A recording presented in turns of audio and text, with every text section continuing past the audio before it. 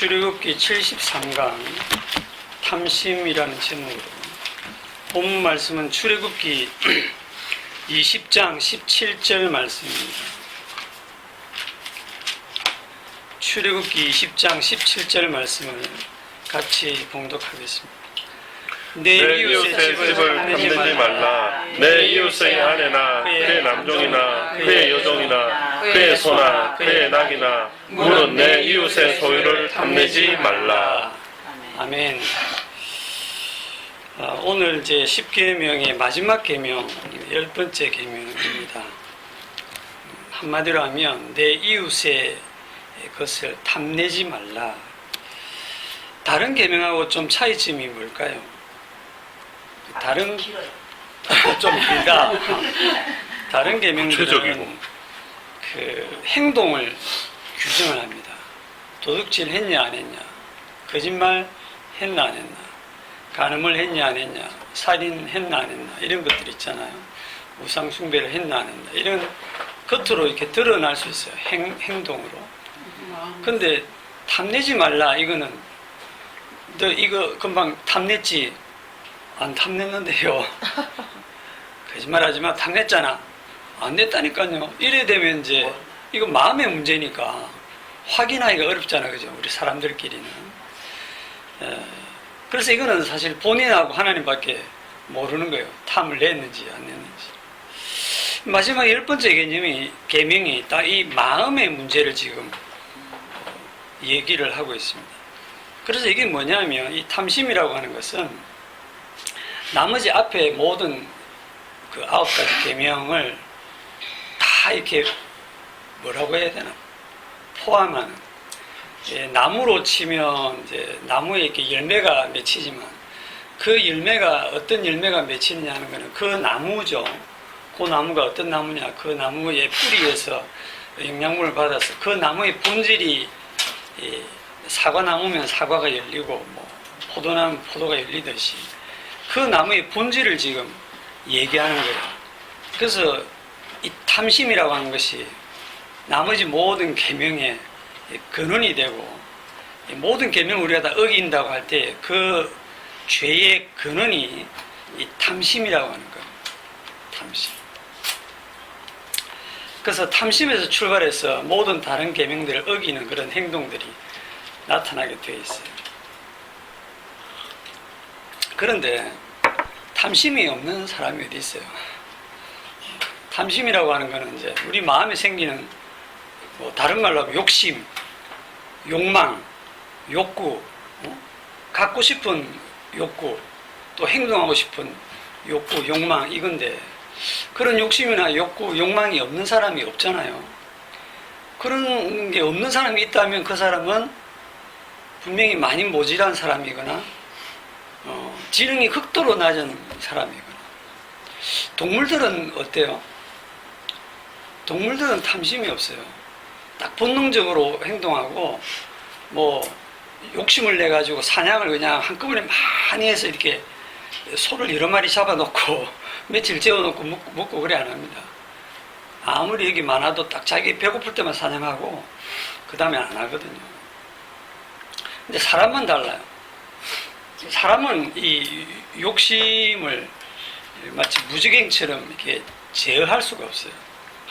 아무리 많이 가져도 더 가지고 싶어요. 뭐 수백억, 수백조의 돈이 있어도 그것도 부족해서 더 벌려고 하는 게 인간이잖아요.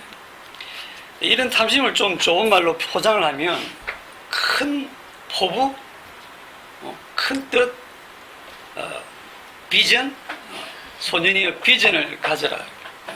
꿈을 가져라. 너는 꿈이 뭐냐? 몰라요. 이러면 한 대 맞잖아요. 좀 좋은 꿈을 가지고 큰 꿈을 갖고 있어야 그게 삶의 원동력이 되고 삶의 동기를 부여하게 되고 그렇잖아요. 공부를 하는 이유가 뭐냐 그러면 욕심이 있으니까 공부를 해서 더 나은 대학에 가려고 하고, 더 나은 대학에 가야 나중에 더 좋은 직장을 얻기도 하고 더 좋은 그 결혼 배필을 얻기도 하고. 공부를 재미로 하지는 않죠. 근데 물론 재미로 하는 사람도 있기는 있어요. 이상한 사람들이 있기는 한데 그거는 그 공부만 또 자기 개발로 열심히 해가지고 뭔가 자기 나름대로의 이 높은 성취를 이루고 싶은 욕구가 있기 때문에 그래요. 그거 인해서 돈은 안 되는데도 어떤 명예를 얻을 수 있기 때문에. 또 욕심이 있으니까 사업을 계획을 해서 장사를 더 크게 벌이기도 하고, 우리 그 강구만 장로님도 200억 빌딩만 있어도 돈이 한정없이 그 임대료가 들어오는데 그것만 해도 평생 뭐 먹고 사는데 자꾸만 주변에서 이거 재개발해서 어떻게 하면 더 많은 돈을 벌 수 있다 라는 그 말을 들으니까 욕심이 또 생기는 거야. 그래서 그 말 듣고 하다가 한순간에 싹 다 날아가기도 하고. 그래서 이제 그런 이제 어떤 욕심이 동기 유발이 돼서 이렇게 사람이 하루 딱 눈을 뜨면은 하루 종일 이제 그 일을 위해서, 그게 사람 사는 재미고 그렇죠. 그러니까 욕심이 없으면 사람이 무기력해지고 무능한 사람이 됩니다. 그런데 하나님께서 오늘 계명의 마지막에 탐내지 말라 이런 말씀하시면 살지 말라는 말인가? 내 이웃의 것을 탐내지 말라. 이걸 문자적으로만 딱 보면 내 이웃의 뭐 집이든 아내든 남종이든 여종이든 소든 낙이든 하여튼 내 이웃의 소유를 탐내지 말라. 이걸 이 문장 그대로 문자적으로 해석하면 어떻게 풀 수 있겠습니까? 내 이웃의 것을 탐내지 말라. 이 말은 네 것은 네 것으로 족하다 이런 의미도 되죠. 하나님께서 각자에게 은혜를 주셨는데 네 것은 네 것으로 충분히 족하다. 믿으십니까? 안 족한데. 네, 안 족하죠. 하나님께서 우리 자신에게 각자에게 맞는 가장 족한 형편을 주셨다는 뜻인데, 이거 뭐 말씀은 그렇다고 머리로는 끄떡끄떡할 수 있지만 마음으로는 동의가 안 될 겁니다. 자기 현재 형편에 지금 자족하고 사시는 분이 없잖아요. 그게 늘 이렇게 조금 하다 보면 짜증이 나고 원망하고 불평이 나오고 한숨이 나오고 하는 것은 내 인생에 대해서 만족이 안 되고 늘 화가 나 있고, 그걸 구체적으로 하나님이라고 하진 않지만 그게 하나님에 대한 원망과 불평이거든요. 저도 지금 진통제로 지금 견디고 있는데 기도 응답이라고 할 수도 있겠죠. 기도에도 아무 일도 없는데 진통제는 한 20분 있으니까 응답이 오더라고. 근데 몸이 아프면, 내 몸이 아프면 몸이 엄청 스트레스를 받고 마음도 약해지고 막 짜증이 나고 다 귀찮아지고, 그게 지금 그 제 몸으로 겪고 있는 겁니다. 이제 여기서 한 걸음 더 들어가가지고 탐내지 말라는 말씀을 해석을 하면, 원래 하나님께서 만든 그 의도한 사람은 그 탐심이 없는 사람이라는 거예요. 근원적으로 이 탐심이라고 하는 것은 피조물이 자기의 분수를 망각하고 자기 주제를 넘어서 그 피조물인데도 불구하고 신의 자리에 하나님이 되려고 하는 그 욕심을 내는 것이 탐심인데, 그거 누가 줬습니까? 사탄이잖아요, 그지? 사탄, 이 악마가 하나님이 만드신 피조물 중에서 가장 아름답게 천사장으로 만들었는데, 이 사탄이 주의 자리를 탐을 낸 거예요. 자기 분수를 넘어서 하나님과 겨루어 보려고 하는 그런 욕심을 내고 타락을 했는데, 그 사탄이 인간을 또 볼모로 딱 잡아가지고 그 사람 속에 그 탐심을 집어넣는 겁니다. 선악과를 이용해서 먹으면 눈이 밝아서 하나님처럼 되리라, 결코 죽지 아니하리라. 그래서 그걸 묻고 탐심을 알게 된, 하나님처럼 되려는 그 마음을 갖게 된 그 인간은 이제는 구제불능해요. 돌이킬 수가 없어요. 이미 탐심을 알아버렸는데 탐심이 없는 인간으로 돌아갈 수 없죠. 맛있는 거 먹고 나면 절대 맛없는 거 못 먹어요. 자, 좋은 비유입니다. 야고보서 4장을 봅시다.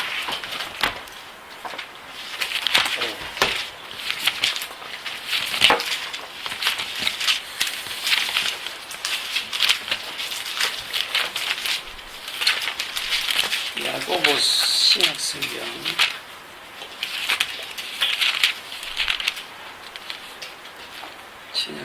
374쪽에 야고보서 4장 13절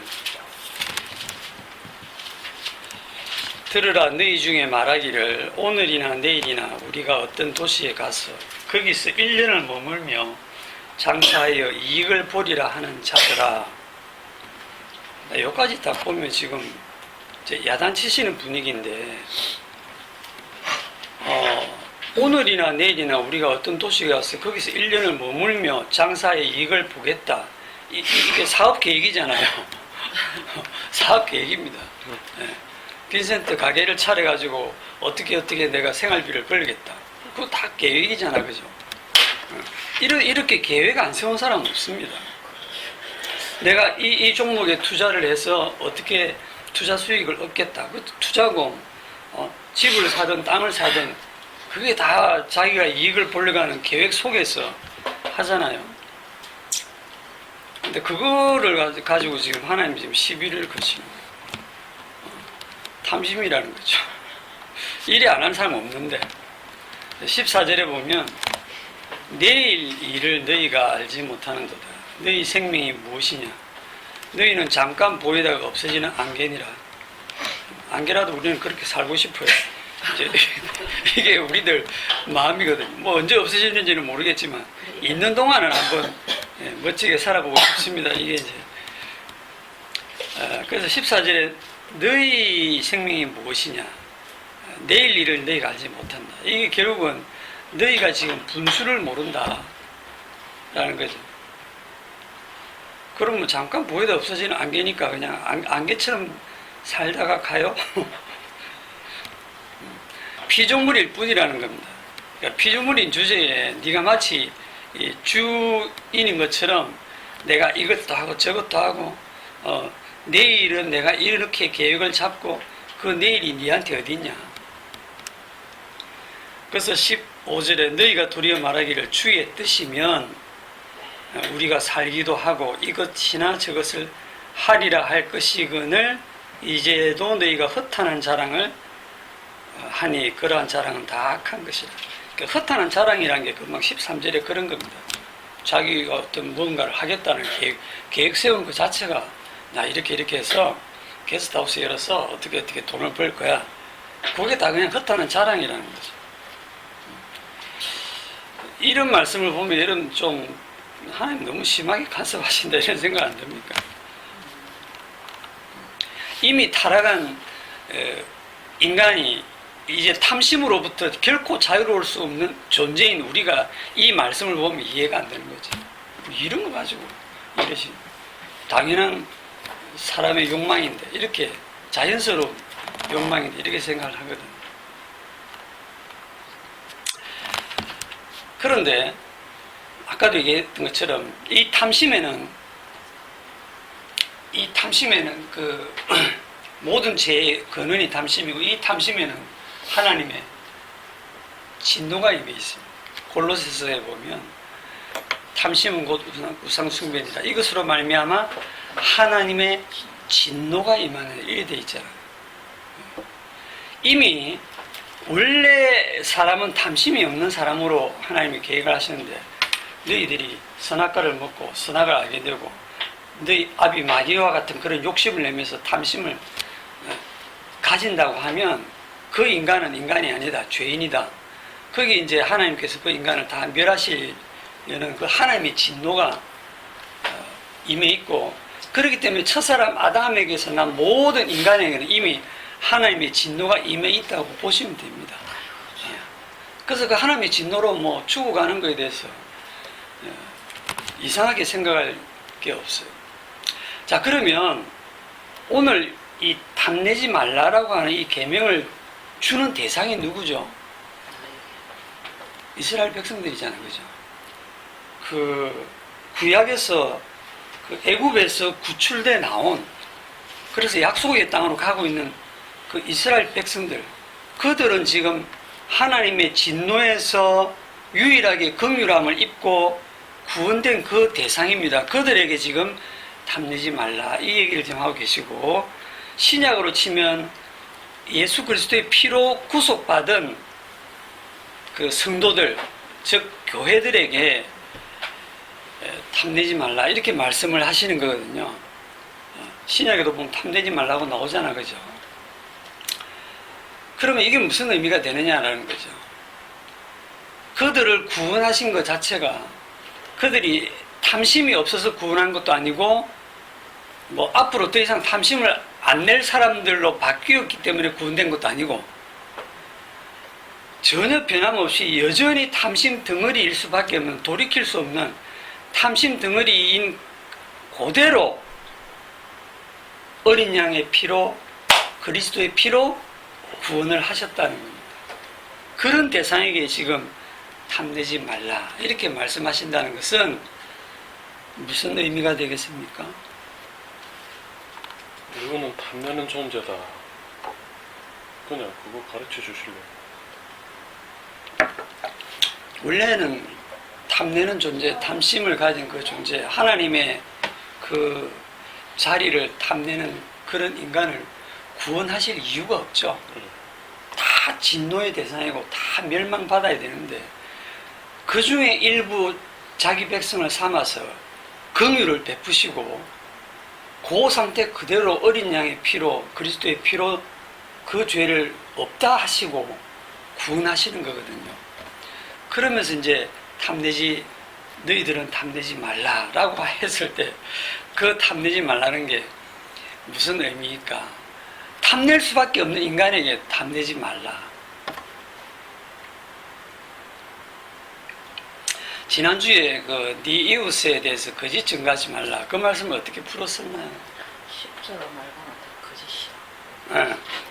그 네 이웃이라고 하는 것은 그리스도의 피로 함께 형제가 된 성도들은 그 만나서 서로 증거를 할 때에 오직 그리스도의 피, 십자가의 그 피만 자랑하는 것이 거짓 증거하지 않는 것이다 라고 했죠. 그 십자가 외에 다른 것 덧붙여가지고 십자가 믿지만 그래도 주일 성수도 해야 되고, 그래도 교회도 다녀야 되고, 봉사도 해야 되고, 그 안식일 같은 거 지켜야 되고, 이런 식으로 갖다 붙이면 그게 거짓 증거라 그랬죠. 그게 거짓말이고 거짓 증거였어요. 자, 오늘 말씀도 그런 이제 맥락으로 조금 이해를 한다고 하면, 역시 탐심 덩어리인 그대로 어린 양의 피로, 그리스도의 피로 구원되었기 때문에 그건 무슨 의미가 되느냐 그러면 집사님 말씀하고 비슷해요. 탐심을 내는 그 모습 그대로 어린 양의 피만을 증가하는 것입니다. 이 말씀을 탐내지 말라 하니까 이제부터 내가 탐을 안 내야지, 이제부터 내가 탐을 안 내는 사람이 돼야지, 이렇게 가면 이거는 말씀을 이해를 못하는 거란 말입니다. 탐낼 수밖에 없는 존재라는 거거든요. 그거를 아멘, 저는 탐낼 수밖에 없는 존재입니다, 이제는 탐내지 않을게요, 뭐 이게 아니고, 어떻게 해도 저는 저밖에 모르는 탐심 덩어리인 그 자기 자신을 삶 속에서 발견하면서 이런 나를 구원하신 그 십자가의 피의 공로만을 높이는 것이 탐내지 말라는 이 말씀의 의미를 아는 거예요. 오늘 중요한 결론을 미리 다 말씀을 드렸습니다. 조금 더 구체적으로 들어가 보면, 애굽 땅에서 종되었던 집에서 우리 출애굽기 10계명 시작할 때 딱 2절에 뭐라고 하냐면, 나는 너를 애굽 땅 종되었던 집에서 인도하여 낸 내 하나님 여호와니라, 내 이웃의 집을 탐내지 말라, 이렇게 연결하시면 생각을 해보세요. 나는 너를 애굽 땅 종되었던 집에서 인도하여낸 네 하나님이 여호와다. 너는 탐내지 말라. 이렇게 연결이 되잖아요. 그 인도에 내실 때 어떻게 인도에 냈냐면 네가 잘나서 인도에 낸 게 아니고 양잡아. 그렇죠. 어린 양의 피로 신약으로 치면 그리스도의 피로 구원해냈다. 이거를 하나님의 전적인 은혜다. 은혜라고만 해도 알아들어야 되는데 항상 은혜를 오해하기 때문에 이 전적인 은혜, 하나님의 전적인 은혜, 이게 첫 번째입니다. 하나님의 전적인 은혜로 구원해 내시고, 그 다음에 두 번째는 약속의 땅으로 지금 신약으로 치면 천국으로 가자 하고 지금 데리고 가는 요 두 개의 하나님의 마음이 담겨 있어요. 그런데 이 두 개의 하나님의 마음이 담겨 있는데도 불구하고 이스라엘 백성들의 그 광야 생활을 보면 이 두 가지에 대해서는 마음이 없고 전혀 마음이 다 다른 데가 있어요. 그게 탐심입니다. 자, 첫 번째로 전적인 은혜로 구원받았다. 다른 말로 십자가로 다 이루셨다는 거거든요. 자, 시편 68편 19절.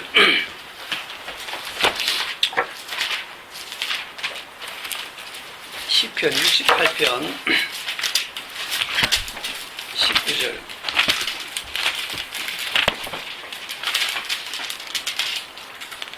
이렇습니다. 68편 19절 다 같이. 날마다 우리 짐을 지시는 주 우리의 구원이신 하나님을 찬송할지로다. 셀라. 날마다 우리 짐을 지시는 주, 곧 우리의 구원이신, 여기에 구원이 나오죠.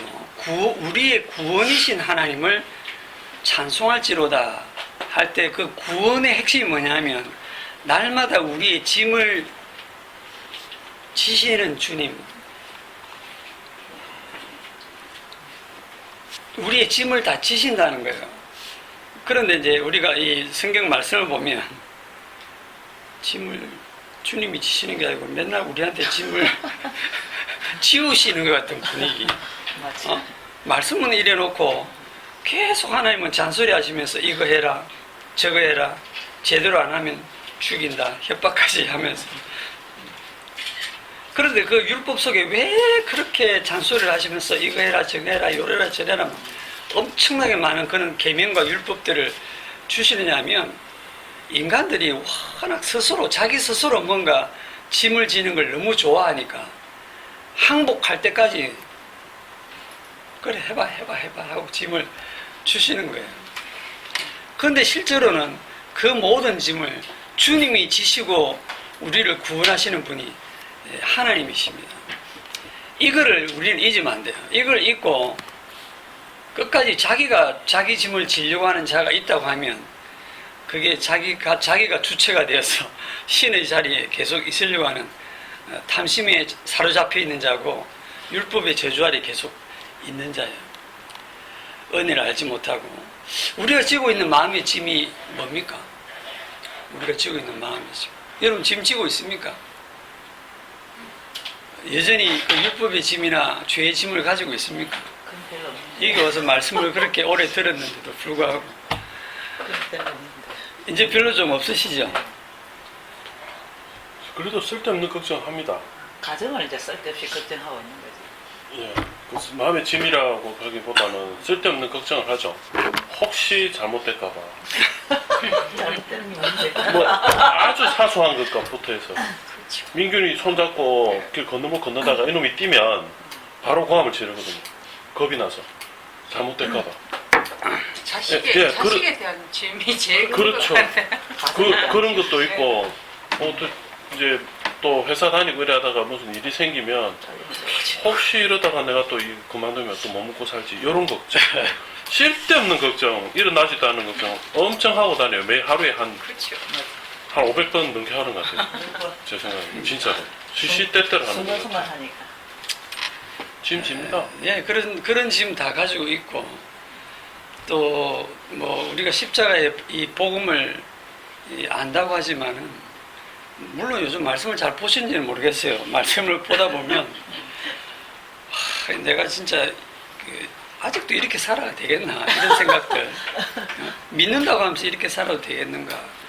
그래도 그 전에 뭐 이 교회를 다닐 때는 그래도 좀 진짜 믿는 것 같은 그런 느낌이 팍팍 들도록 뭔가 이렇게 신앙생활이라는 걸 하고 뭔가 이렇게 어떤 증거도 막 나타나고 이랬는데 지금은 이게 그렇겠지. 내가 믿는 건지 행복했지. 안 믿는 건지 이렇게 밋밋하게 신앙생활을 해도 되나? 아, 요즘 내가 마음이 이렇게 편해도 되나? 네, 편해도 됩니다. 제발 믿으셔야 돼요. 이 구원의 핵심은요, 우리 짐을 우리가 진다고 해결되는 게 아니고, 날마다 우리 짐을 주님이 지신다는 거예요. 그게 구원의 하나님입니다. 그걸 믿으셔야 돼요.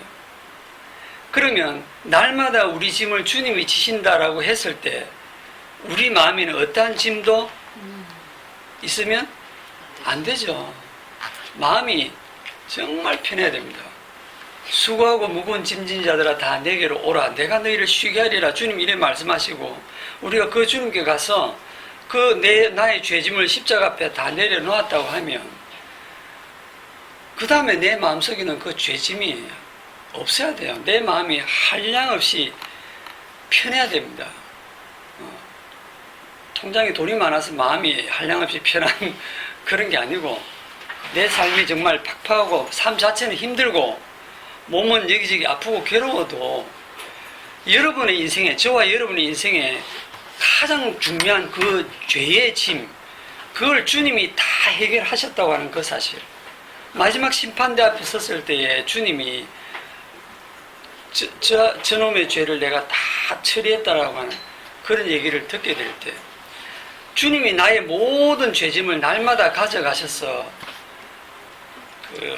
주님이 날마다 지셔서 해결하신다라고 하는 그 사실 앞에 우리는 마음이 한없이 사실은 가벼우셔야 돼요. 그게 성도입니다.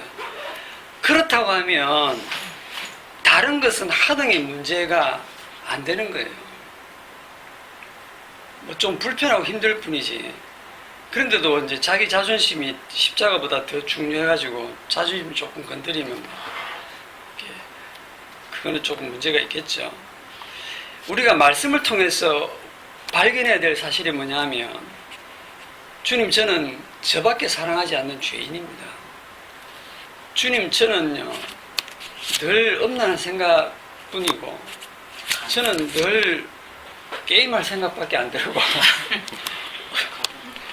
늘 어떻게 하면 돈을 좀 더 벌까 이런 생각 들고 또 어떻게 하면 내 몸이 좀 더 편할까 이런 생각을 할 뿐이고 그저 내 몸뚱아리 하나를 위해서 살고 있는 이 탐심 덩어리, 죄 덩어리입니다. 이 죄 덩어리인 인간이 날마다 움직이면 죄밖에 더 떨어질 게 없죠. 날마다 살면 살수록 그냥 죄가 뚝뚝뚝뚝 떨어진단 말입니다. 그런데 놀라운 사실은 날마다 묻지도 따지지도 않고 그 모든 죄짐을 주님이 가져가서 해결하신단 말입니다. 날마다 나의 모든 죄짐을 가져가서 해결하시는 그 주님의 십자가만이 저의 소망입니다. 아멘. 이렇게 하는 자가 성도입니다. 사도 바울의 고백처럼 날마다 그냥 죄가 나를 사로잡아서 도대체 나는 선을 행하고 싶어도 행할 수 없는 이 사망의 몸에서 누가 나를 건져내랴 내가 좀 더 노래해야 되겠다 이렇게 가지 않고 누가 나를 건져내랴 그 다음에 딱 나오는 고백이 우리 주 예수 그리스도로 말미암아 찬송하리로다. 주 안에 있는 자에게는 결코 정죄함이 없다. 그렇게 가는 거예요. 그래서 전적인 은혜 여기에 어떤 주님이 완벽하게 이룬 여기에다가 어떤 것도 갖다 붙이시면 안 돼요. 탐심이 뭐냐면 주님이 완벽하게 이루신 이 은혜의 선물을 믿지 못하고 자기가 가만히 있으면 왠지 마음이 안 편해. 그래서 자기가 뭔가 조금이라도 좀 더 뭔가를 해야 마음이 편해지는 그런 상태, 그게 탐심입니다. 혹시 그렇지 않은지를 한번 잘 돌아보세요. 그 한 청년이 예수님을 찾아와서 어떻게 하면 영생을 얻겠습니까? 내가 무엇을 해야 영생을 얻겠습니까? 물었을 때 예수님이 계명을 지키라 하고 살인하지 말라, 간음하지 말라, 거짓증 가지 말라, 탐내지 말라 이런 계명들 쭉 얘기했을 때 그 청년이 제가 다 지켰습니다. 그건 어려서부터 뭐가 더 부족합니까? 이래 물었죠. 뭐가 부족하냐면 그 청년은 진짜 한참 멀었어요. 자기가 뭔가를 해서 영생을 얻으려고 하는 것 자체가 틀린 거예요. 다 했는데 혹시 뭐 부족한 게 있으면 더 할게요 이런 거거든요. 영생은 우리가 노력해서 따내는 게 아닙니다. 하나부터 열까지 우리하고는 아무 상관없이 주님이 그냥 홀로 북치고 장구치고 주님 홀로 제물 되시고 주님 홀로 성전 되시고 주님 홀로 제사장 되시고 주님 홀로 십자가에서 율법의 요구를 완벽하게 해결하시고 죄의 문제를 영원히 해결하시고 자기 백성에게 영생을 그저 선물로 주셨어요. 우리는 그냥 감사합니다. 받으시면 됩니다. 그게 그렇게 어렵습니다. 이걸 염치 없이 어떻게 그냥 받습니까? 제가 뭘 하면 되나요? 이런 소리 하지 마시고 이렇게 구원을 은혜로 받았는데 이제 제가 어떻게 살아야 되나? 그냥 사세요. 예. 뭐 특별하게 사실 생각하지 마시고 주님의 그 은혜는 결코 갚을 수 없는 은혜입니다. 우리의 남은 인생을 왜 구원하셔서 바로 천국 데려가시면 갈등이 없을 텐데 구원하셔놓고 이 죄덩어리 인간을 그대로 이 땅에 살게 하셔서 이렇게 고민하고 갈등하게 하시느냐? 어떤 너를 구원했는지 알아라는 거예요. 얼마나 탐심 덩어리 너를 구원했는지를 살면서 더 알아서 그 죄의 깊이를 알수록 주님의 그 십자가 은혜를 더 알아라는 거예요. 살면서 뭐 더 잘할 걸 하나님 기대하고 살려주시는 게 아닙니다. 그런데 오늘날 교회가 이런 주님의 은혜를 가르치지 않고 자꾸만 믿는 것만으로는 부족한 듯이 무슨 행함을 강조한다든지 받은 은혜를 갚아야 할 것처럼 뭐를 하게 한다든지 주일 성수는 반드시 해야 되고 11조를 해야 하나님께 복을 받고 헌신을 해야 축복받고 이런 얘기들을 한다는 것은 그게 다른 속셈이 있는 거죠. 그게 탐심입니다. 탐심.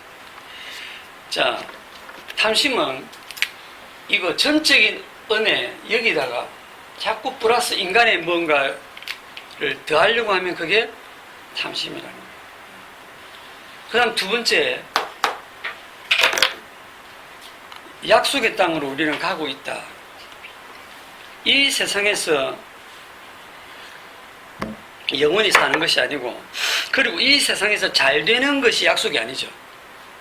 이 세상에서 잘 되는 게 약속이 아니에요. 그래서 이 세상에서 잘 되는 것은 기대를 하지 마시고, 이 세상은 나그네로 지나가는 곳일 뿐이고, 이 세상은 우리가 나그네로 지나갈 뿐 아니라 이 세상 자체가 어떻게 됩니까? 불탈 곳이란 말입니다. 장차 망할 곳이고 불못으로 들어갈 곳이란 말입니다. 그러니까 이 세상에 마음을 두시면 안 된다는 거예요. 그래서 주님이 날마다 우리의 죄의 짐을 지시고 그 다음에 하시는 얘기는 나와 함께 가자, 떠나자. 이 세상을 떠나서 내가 준비한 나라로 가자. 이렇게 데리고 가시는 거예요. 그게 주님의 마음입니다. 그 마음을 알지 못하고 저는 이 땅에서 그러니까 그게 이제 이스라엘 백성들이 그 약속의 땅을 생각하지 못하고 광야를 걸어가면서 뭐라고 합니까? 전에가 좋았는데 애굽에 있을 때가 좋았는데 그때는 부추도 먹고 마늘도 먹고 우리 정력도 세하지 않고 거기 고깃가마에 앉아가지고 고기도 마음껏 먹고 그랬는데 여기는 뭐 만나긴 뭘 만나밖에 없고 먹을 것도 없고 계속 불평하는 그게 탐심이거든요. 참 이해는 되지만 우리가 그 모습이니까 쟁기를 잡고 뒤를 돌아보는 자는 하나님 나라에 합당하지 않다 이렇게 주님 말씀하셨는데 지금 뒤에서 그 불이 불과 유황이 떨어서 멸망하고 있는 소돔과 고모라에서 이 구출돼 나오는 롯의 가족들, 그 중에 롯의 처가 돌아보잖아요. 예? 미련을 가지고 돌아보다가 뭐가 됩니까? 소금 기둥이 되죠. 그게 하나의 본보기로 지금 성경에 기록이 되어 있습니다. 떠날 세상에 미련을 갖지 말라는 거예요. 그런데 사실은 롯의 처만 미련이 있는 게 아니고 롯이나 그 딸들도 계속 미적거리고 안 나갔어요. 천사가 손을 잡고 끌고 나간 겁니다. 그러니까 우리가 그런 모습이에요. 주님이 전적인 주님의 은혜라니까요. 우리가 뭐 아멘하고 막 따라가는 게 아니고 끌려가는 거예요. 이 악한 세상에서 구출돼 가지고 끝까지 주님의 나라로 이렇게 끌려가는 거예요. 우리는 이 세상에 굉장히 미련이 많습니다. 그래서 여러분이 이 세상을 살 동안에 하나님께서 많은 일들을 벌이시면서 이 세상에 정 떨어지도록 미련을 갖지 않도록 하는 그런 일들을 자꾸 벌이실 거예요. 자, 이제 말씀 속에서 무엇이 탐심이고 무엇이 탐심이 아닌가 하는 대목을 한번 찾아봅시다. 야고보서 1장.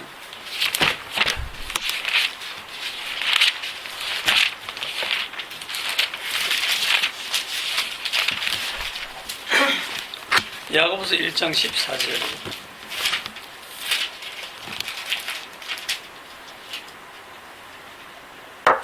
오직 각 사람이 시험을 받는 것은 자기 욕심에 끌려 미혹됨이니 욕심이 잉태한 적 죄를 낳고 죄가 장성한 적 사망을 낳느니라.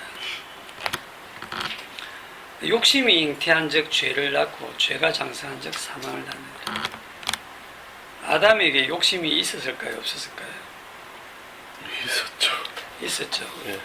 거기에 이제 사탄이 와서 그 욕심을 딱 자극을 했을 때 그 평소에 그 욕심이 있었다는 게 이제 드러난 겁니다. 그래서 결국 선악과를 따면 이제 죄를 짓게 되고 그 죄로 인해서 사망이 들어오고 그런 인간으로 지금 지어진 겁니다.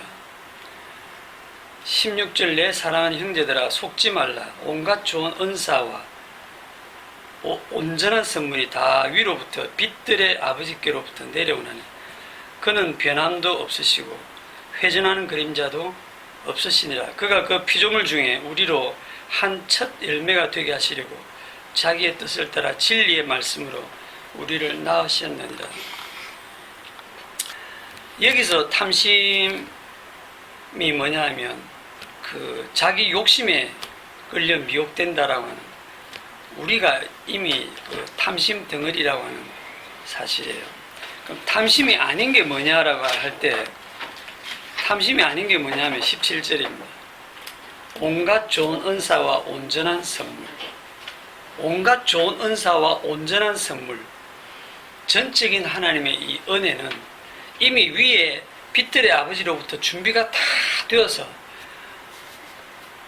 내려온다는 거예요. 이거는 우리가 노력하거나 애써서 변화시킬 필요도 없고 우리가 수고할 필요도 없고 우리가 뭐 그 애를 써서 이렇게 성취할 그런 게 아니에요. 신앙생활 잘해서 얻어내는 게 아니고 이거는 그냥 선물이라니까. 온전한 선물.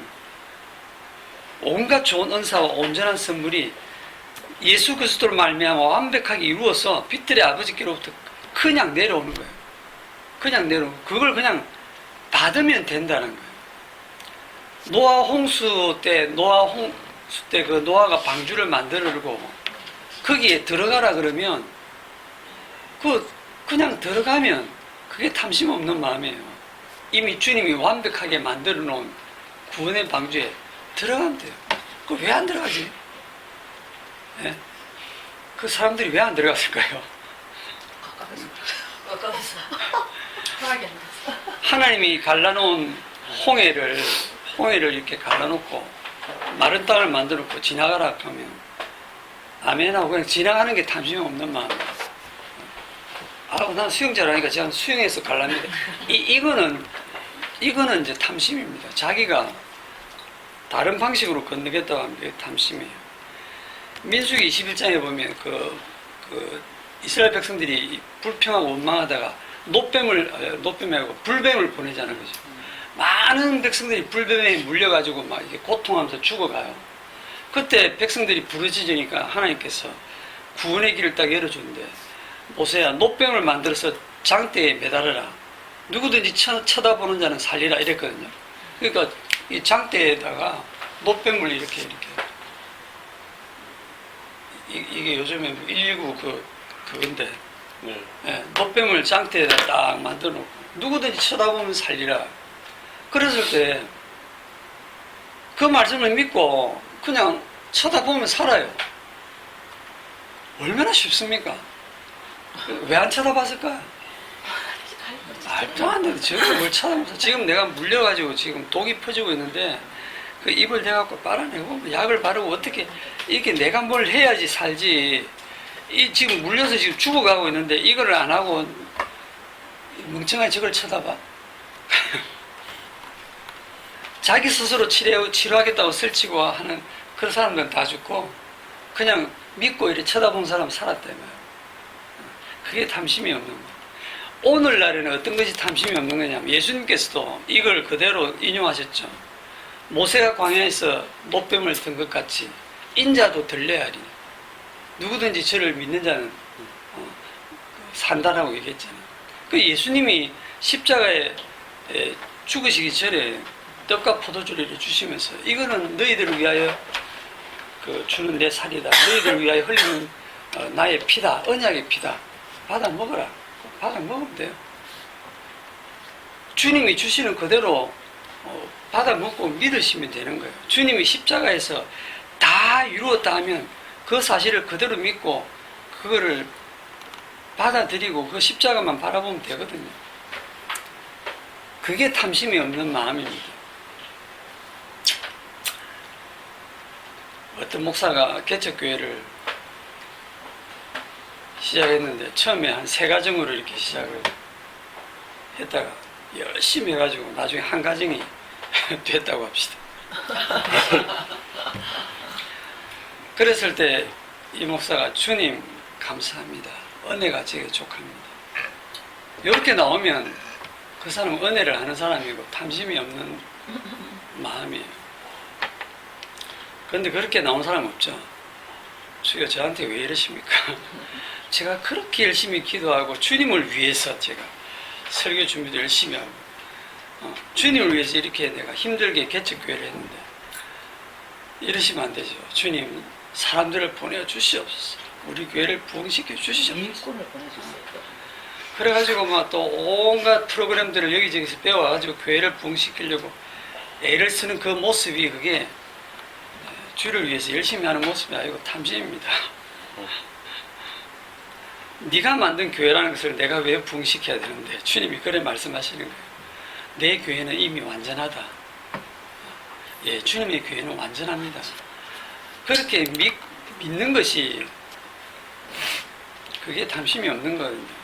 만약 목사가 그런 식으로 자기가 막 애쓰고 노력하고 막 기도하고 새벽 기도하고 이래가고 진짜 교회가 이제 뭐 3가정, 5가정, 10가정이 막 부흥됐다. 주님의 은혜로 부흥됐다. 그 교회 아닙니다. 자, 마지막으로 골로새서 한 것 더 봅시다. 골로새서 3장.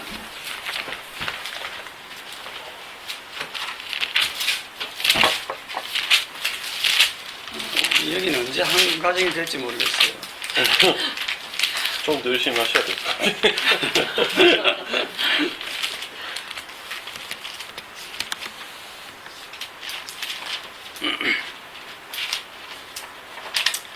골로새서 3장 1절에 그러므로 너희가 그리스도와 함께 다시 살리심을 받았으면 위의 것을 찾으라. 거기는 그리스도께서 하나님 우편에 앉아 계시느니라.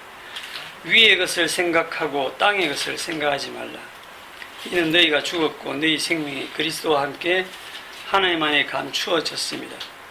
우리 생명이신 그리스도께서 나타나실 그때에 너희도 그와 함께 영광 중에 나타나리라. 그러므로 땅에 있는 지체를 죽이라. 곧 음란과 부정과 사욕과 악한 정욕과 탐심이니 탐심은 우상 숭배니라. 이것들로 말미암아 하나님의 진노가 임하느니라. 이 말씀 몇 번 봤죠? 네. 네. 그런데 이 말씀을 보면서 사람들은 너무 쉽게 그 하나님의 진노가 임한다고 할 때, 아, 어디 하나님의 진노가 임하느냐? 땅에 있는 지체를 죽여야 되는구나. 음란, 남녀 간의 그런 음란한 관계, 부정한 그런 뭐 불륜 관계, 또 아주 나쁜 욕심을 냈을 때, 뭔가 이웃의 것을 탐내고 했을 때, 그런 것에 대해서 하나님이 진노하시는구나. 이렇게 생각을 해요. 그럴 것 같으면 주님이 이 땅에 계실 때도 부도덕한 창기나 세리나 죄인들을 막 야단치시고 이 독사의 자식들아 그렇게 꾸짖으셨어야 맞죠? 안 그렇습니까? 그렇게 안 하시잖아요. 여러분, 하나님의 진노가 임하는 핵심이 뭡니까? 하나님의 진노는 어디에 임하겠어요? 답이 나왔잖아. 하나님의 마음이 지금 어디에 있냐면 자기 아들의 피로 완벽하게 이루어 놓은 그 구원, 그 은혜, 그거 모독하면 하나님이 진노하시겠죠. 우리끼리 뭐 하는 걸로 하나님 진노하는 게 아닙니다. 그건 인간들 생각이고, 인간들 선악 과목은 인간들끼리 생각이고, 하나님은 내 아들 죽었다, 여기에 대해서 너 어떻게 생각하니? 그거거든요. 내 아들 죽은 거에 대해서 마음이 없고, 십자가에 내어놓고 내 아들까지 죽인 그 일에 대해서는 마음이 없고, 그 십자가에서 완벽하게 이룬 거에 대해서는 뭔가 부족한 듯이 자꾸 지가 딴짓하고 돌아다니면 하나님 진노하시는 겁니다. 하나님의 진노는 이거 모르면 진노하시는 거예요.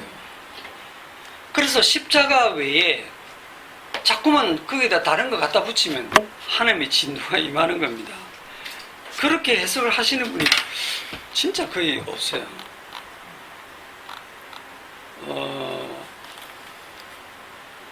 예를 들어서 여러분들이 뭐 우리 예슬이라고 할까? 예슬이가 이렇게 더운 날 사람들을 막 초대해가지고 집에서 시원한 콩국수를 만들어서 대접한다고 합시다. 콩국수 먹고 싶네. 그런데 이제 그렇게 해서 콩국수를 예슬이가 시장 바가 와가지고 진짜 하루 종일 열심히 준비해가지고 이제 사람들이 올 시간 돼서 다 준비해서 딱 오면 이제 한 그릇씩 이렇게 주면 되는데, 사람들이 딱 들어왔는데 이 사람들이 자기가 오다가 콩국 하나 사오고, 어떤 사람은 난 콩국수 별로 안 좋아한다 이래가 컵라면 사가고 컵라면 끓여 먹고 나는 콩국수 별로 안 좋아한다면서 칼국수 면 사가고 칼국수 면 담가서 먹고, 이러면 예슬이가 그 사람들에 대해서 다 진멸하고 싶을 거예요. 쫓아내버려. 네. 그게 예슬이가 준비한 그 은혜에 대해서 모독하는 거거든요. 하나님이 자기 아들로 인해서 완벽하게 이루고 초대한 그 자리에 인간들이 자기 의를 들고 나오면 하나님의 진노는 가차 없습니다. 이미 탐심으로 인해서 하나님이 다 진멸해야 될 그 인간, 돌이킬 수 없는 그 인간을 어떻게 구원하시냐면 주님이 십자가로 구원하셨거든요. 그렇다고 하면 우리는 그 주님의 그 십자가만을 자랑해야 되지, 거기다가 다른 것 갖다 붙이면 거기는 이제 더 이상 용서가 없는 거야. 무슨 말인지 이해되시죠? 콩국수 때문에 이해가 조금 더 잘 될 것 같아요.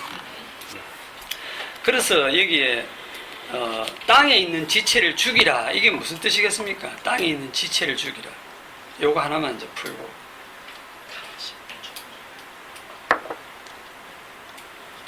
땅에 있는 지체를 죽이라. 엄나나 생각이 나면 허벅지를 막 바늘로 찌르고 이러면 됩니까? 땅에 있는 지체를 죽이라 해서 막 자살하면 됩니까?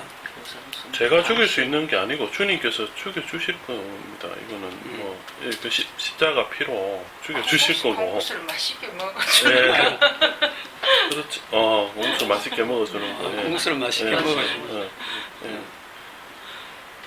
제가 죽일 수 있는 건 아닌 것 같습니다.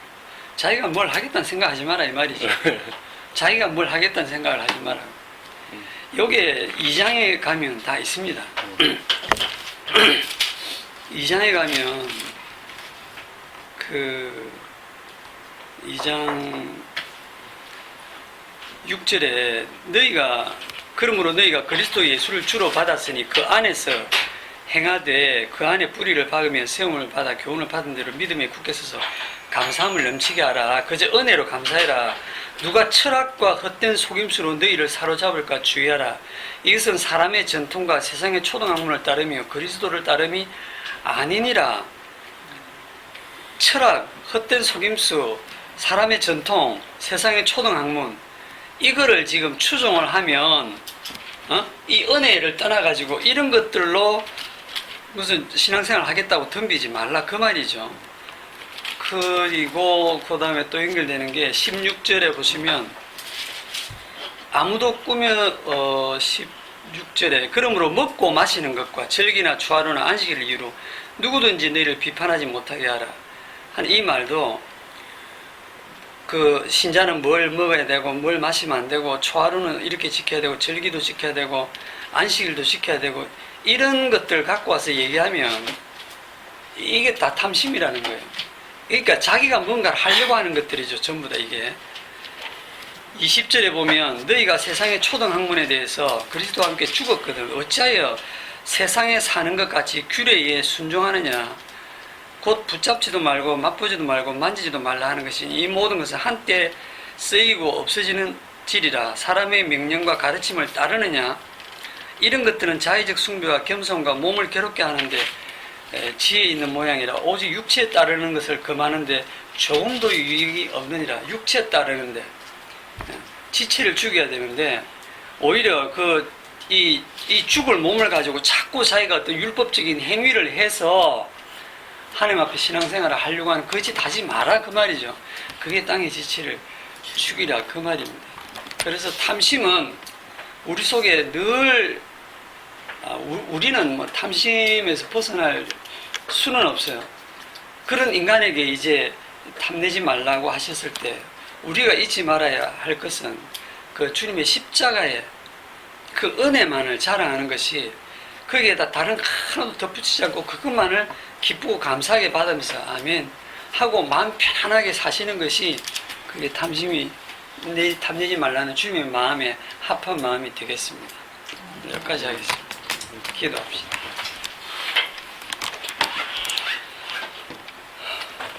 하나님 오늘도 주님의 십자가의 그 은혜의 말씀을 생각했습니다. 10가지 계명 중에 마지막 계명으로 탐내지 말라라는 말씀을 들었을 때 우리가 항상 탐낼 수밖에 없는 그런 존재임을 알게 하시고 우리의 삶 속에서 늘 우리는 탐심 덩어리밖에 아니라는 사실을 발견하게 해주시고 이러한 죄인을 구원하신 그 주님의 십자가의 그 피와 그 공로가 얼마나 높은가 하는 것을 기억하고 오직 그 주님의 십자가의 피만 자랑하면서 살아가는 우리 성도들이 되게 하여 주옵소서. 예수님의 이름으로 기도드립니다. 아멘.